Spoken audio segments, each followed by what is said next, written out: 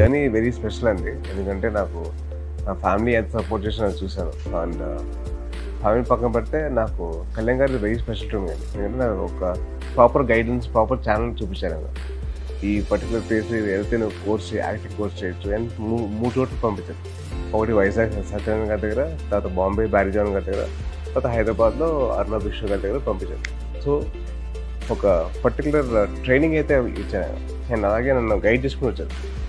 ఈ particular masters నేర్చుకో, and అలాగే ఈ పర్టికులర్ డాన్స్ ఫామ్ నేర్చుకో అని చెప్పి నన్ను ప్రాపర్ గైడ్ చేశారు. అంటే ఆయనకి ఎలాగైతే మిస్ అయిందో ఆ గైడెన్స్, ఆయనకి ఎలాగైతే దొరికిన తర్వాత పెద్దమైన తర్వాత అదే గైడెన్స్ నాకు ఇచ్చారు. So I'm very grateful for the fact. And ఈ 10 yearsలో ఐ లెర్న్డ్ అలాట్ అండి. More than anything the learning experience I have is very very very important for me.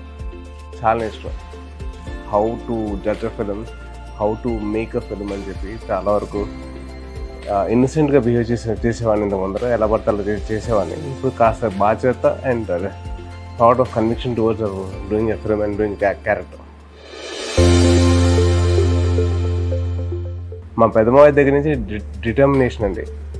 ఎట్టి పరిస్థితుల్లో ఏదేమైనా కానీ అది వదులుకోకుండా దాని వెనకాల తిరుగుతూ దాని వెనకాల ఎలాగైనా సాధించాలని చెప్పి చిన్నప్పటితో నేర్చుకున్నాను. మా కళ్యాణ్ దగ్గర కమిట్మెంట్, ఒక పని తీసుకున్నామంటే దాని తగ్గట్టు దాని మీద అవసరమైన కమిట్మెంట్ తీసుకొని దాని తగ్గట్టు మేము పనిచేసాను. సో ఆ కమిట్మెంట్ అనేది మా కళ్యాణ్ నేర్పించారు. అండ్ మా మావయ్య దగ్గర అయితే నవ్వు, అంటే ఏ సిచ్యువేషన్ వచ్చినా కానీ ఎలాగైనా కానీ నవ్వుతూ ఎదిరించు, ఎలాగైనా నవ్వుతూ హ్యాపీగా చూసుకో, అది ఎలాంటి సిచ్యువేషన్ అసలు ఈజీ అయిపోతుందని చెప్పి. సో ఇన్ దట్ వే ఇలాంటి రాదు మా ముగ్గురు బాగా నన్ను గైడ్ చేశారు. బేసిక్లీ నాకు చిన్నప్పటి నుంచి ఆయన దగ్గర పెరిగానండి. ఆల్మోస్ట్ నాకు మా మదర్ మార్కెట్కి వెళ్ళినా, మా మదర్ డ్యాన్స్ క్లాస్కి వెళ్ళినా, మా మమ్మీ నన్ను కళ్యాణ్ దగ్గర పెట్టేసి వెళ్ళిపోయేది. సో ఆయన నాకు దగ్గర నుండి నాకు నేర్పించిన చదువు దగ్గర నుంచి పక్కన పెడితే how to not to give up అండి. అంటే చిన్నప్పుడు ఒక చిన్న ఎగ్జాంపుల్ అండి. నేను చిన్నప్పుడు టెన్నిస్ ఆడేవాడిని. టెన్నిస్ ఆడినప్పుడు ఒక టోర్నమెంట్లో ఓడిపోయాను. దిగులుగా ఇంటికి వచ్చాను. ఏరా ఏమైందన్నాడు. మా ఇలా టెన్నిస్ టోర్నమెంట్లో ఆడాను, ఓడిపోయానంటే నేను నెక్స్ట్ టోర్నమెంట్ ఆడను, అసలు నాకు చిరాకు వచ్చేసిన, అసలు టెన్నిస్ ఎవరు ఆడతారు అని చెప్పి నేను కోపడ్డా. అరే నాన్న అలా కోపడకు, టోర్నమెంట్ ట్రై చేయి, try to give your best, ఏది వచ్చినా కానీ తీసుకో. సో అలాగా సరే అని చెప్పి మావయ్య చెప్తారని చెప్పి సరే అని వెళ్ళిపోయాను. వెళ్ళిన తర్వాత టోర్నమెంట్ గెలిచాను. పరిగెత్తుకుంటే వెనక్కి వస్తే నన్ను ఎత్తుకొని ముందు పెట్టారు. సో అది మైండ్ ఉండిపోయింది. అంటే నాట్ టు గివ్ అప్, ఎట్టి పరిస్థితుల్లో ఏది వచ్చినా కానీ ఎదుర్కో, సమర్థవంతంగా ఎదుర్కో అండ్ ఎలాగైనా నువ్వు సాధిస్తావు. సో అలాగే నాకు అదే ఇన్సిడెంట్ నేను రీక్రియేట్ చేశాను. మా మావయ్య గెలిచిన తర్వాత నేను అలాగే వెళ్ళి ఎత్తుకొని ముద్దు పెట్టాను. సో అది చిన్నప్పుడు చైల్డ్హుడ్ మెమరీ రీక్రియేషన్ అన్నమాట.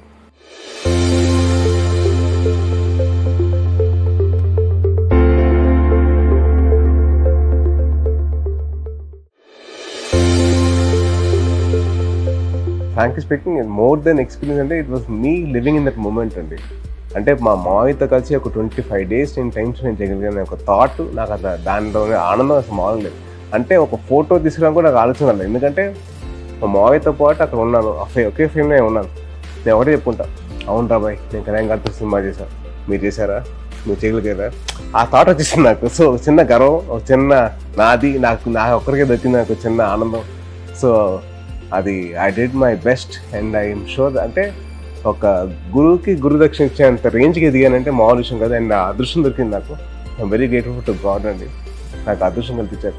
అండ్ అలాగే మా గురువు గారికి ఆయనతో పాటు నేను యాక్ట్ చేశాను. ఇంకేం కావాలండి, అది బెస్ట్ గిఫ్ట్ కదండి.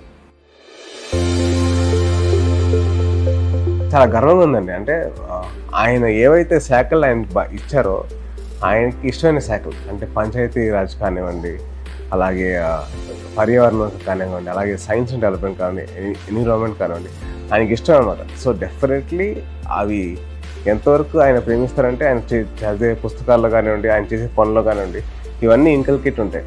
అండ్ ఆల్సో పర్టికులర్ ఆయన ఇంట్రో సాంగ్స్ తీసుకుంటే ఎక్కడో చోట they always have something to do with environment కానివ్వండి, అండ్ అలాగే సైన్స్ అండ్ డెవలప్మెంట్ గురించి కానివ్వండి, అండ్ ఆల్సో లైక్ పంచాయతీ గురించి కానివ్వండి, ఆయన ఎక్కడో ఇన్కల్కేట్ చేసుకుంటూ వెళ్ళిపోయారు.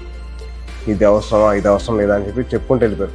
అండ్ అలాగే ఆయన సినిమాల్లో చాలా వరకు విలేజ్ బ్యాక్ డ్రాప్లో ఉండే సినిమాలు కొన్ని ఉన్నాయి. సో దాంట్లో ఆయన డైలాగ్స్ ఈ గాలి ఈ నేల కానీ ఇది అందరిది సమానం అని చెప్పి ఆయన చెప్తుంటారు. నేల, నీరు, నిప్పు, గాలి, ఆకాశం ఇవన్నీ అందరివి. నీ అప్పసొత్తు కాదు, నీ సార్ అప్పసొత్తు కాదు. అర్థమైందా? ఆయన ఐడియాలజీ ప్రకారంగా ఇచ్చారేమో అని చెప్పి అనిపిస్తుంది. And I feel that he is doing a very very good job అండి. సార్ ఒకటి I want to request to all the audience and all the people that for watching this video, దయచేసి మీరందరూ helmet ధరించండి. Bike ride చేసినప్పుడు please wear a helmet. That is because నేను suffer అయ్యాను, నా ఎంత సఫర్ అయ్యాను నాకు తెలుసు కాబట్టి నేను చెప్తున్నాను మీకు. దయచేసి అందరూ హెల్మెట్లు వేసుకోండి. కార్ తోలే వాళ్ళు సీట్ బెల్ట్ మాత్రం పక్కాగా వేసుకోండి ప్లీజ్. మీ ఫ్యామిలీ అందరూ మీకోసం వెయిట్ చేస్తాం, ఎదురు చూస్తూ ఉంటాం. అండ్ సెకండ్ వచ్చేసరికి అబ్యూస్ అండి, చైల్డ్ అబ్యూస్. అంటే మా ఫ్యామిలీ మీద చాలామంది అబ్యూస్ చేశారు. కానీ ఆ టైంకి మా కళ్యాణ ఆశయం గొప్పది, ఆయన ఆలోచన గొప్పది కాబట్టి ఆయన ఏమొచ్చినా కానీ ఆయన ఎదుర్కొంటున్నారు. అట్ ద సేమ్ టైం ఒక ఫ్యామిలీలో మెంబర్ లాగా నా బాధ్యత కాబట్టి నేను వాళ్ళు చెప్పి నేను చూసుకుంటా, నేను ఉంటా, నేను ఎదుర్కొంటా, ఎవరు వస్తారండి అని చెప్పి నా ఫీలింగ్ అన్నమాట. సో ఎవరన్నా వస్తారేమో అని చెప్పి చిన్న పక్కన పెడితే నేను ఉన్నాను అని చెప్పి ఒక ధైర్యం ఇచ్చారు నాకు. So at the same time చిన్నపిల్లల మీద జోకులు ఏంటండి, చిన్నపిల్లల మీద అబ్యూస్ చేయడం ఏంటి, ఎంత దారుణంగా ఉంటుంది అంటే ఒక పేరెంట్కి అర్థమవుతుంది ఆ బాధ. మా ఫ్యామిలీలో అయింది కాబట్టి నాకు ఆ బాధ అర్థమైంది. ఒక చిన్న పాప మీద కమెంట్ చేసి ఇవ్వడం, నేను ఎందుకు రియాక్ట్ అయ్యానంటే ఆ బాధ నాకు తెలుసు. 24 hours వెయిట్ చేశాను for any women's activist or for any child protection society to react or any channel, media channel to pick up this particular issue and fight. ఎవరు ఒక్కరు కూడా రాలేదండి. అంటే ఏముంది జోకే కదా అని చెప్పి అందరూ అనుకుంటారు, బట్ అన్నిటినీ ఈజీగా చేస్తారు and making it very normalize చేస్తారు జోక్ వేసి. Child abuse is something which is not even a funny thing or a joke. It's a very serious offence. And I really want the internet users or the mobile users to actually have the thought of actually being responsible about their words or their actions. అంటే వాళ్ళు ఏది పడితే అది మాట్లాడడం అనేది correct కాదు. చాలా బాధ్యతగా వాళ్ళు వాడాలి నెట్. ట్విట్టర్ కానివ్వండి, ఇన్స్టాగ్రామ్ కానివ్వండి, కమెంట్స్ పెట్టినప్పుడు వాళ్ళు చూసుకోవాలి, ఆలోచించాలి. నేను కానీ ఆ ప్లేస్లో ఉంటే నాకు ఎలా ఉంటుంది, లేదా మా పేరెంట్స్ అక్కడ పెడితే వాళ్ళకి ఎలా ఉంటుంది, లేదా మా తమ్ముళ్ళు లేకపోతే మా అన్నయ్య పెడితే ఎలా ఉంటుంది. ఒక చిన్న థాట్ పెడితే అట్లాంటి కమెంట్స్ రావాలి. ఏదో అబ్యూస్ అంటే ఇంతకు ముందర హీరోని కానీ కలవడం చాలా కష్టమైపోయింది. ఇప్పుడు చాలా ఈజీ యాక్సెస్ ఉంది సోషల్ మీడియా ద్వారా. ట్విట్టర్ కానివ్వండి, ఇన్స్టాగ్రామ్ కానివ్వండి, ఫేస్బుక్ కానివ్వండి, చాలా ఈజీ యాక్సెస్ దొరికేసింది. సో వాళ్ళు ఏమైనా అంటే తిట్టేస్తున్నారు, వాళ్ళకి తిడుతున్నారు సరే, బట్ దే డోంట్ అండర్స్టాండ్ అది ఎంతవరకు అది ఎదురు వాళ్ళకి హర్ట్ అవుతుందండి.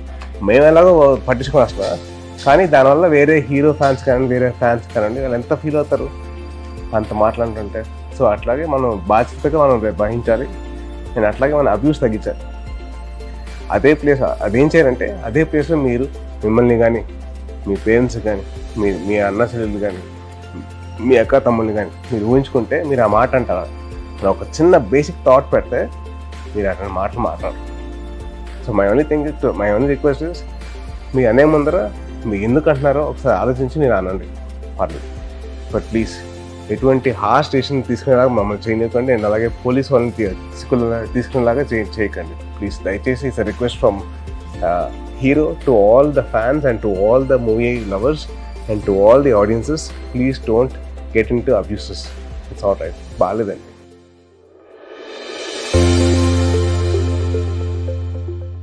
నాకేంటంటే మళ్ళీ స్టార్ట్ చేసిన జర్నీ, మళ్ళీ కొత్త టీం వచ్చింది, కొత్త సినిమా చేస్తున్నాం. సో డెఫినెట్లీ ఆడియన్స్ అందరినీ చాలా మెస్ప్రైజ్ చేయని చెప్పి ఆలోచిస్తున్నాం. సో డెఫినెట్లీ ఒకటి ఏంటంటే వాళ్ళందరూ చాలా గర్వంగా ఫీల్ అయ్యే సినిమా చేస్తాం. తెలుగు సినిమా ప్రేక్షకులందరూ చాలా గర్వంగా ఫీల్ అవుతారు. అది నా ప్రామిస్ అండి, ఫర్ షూర్.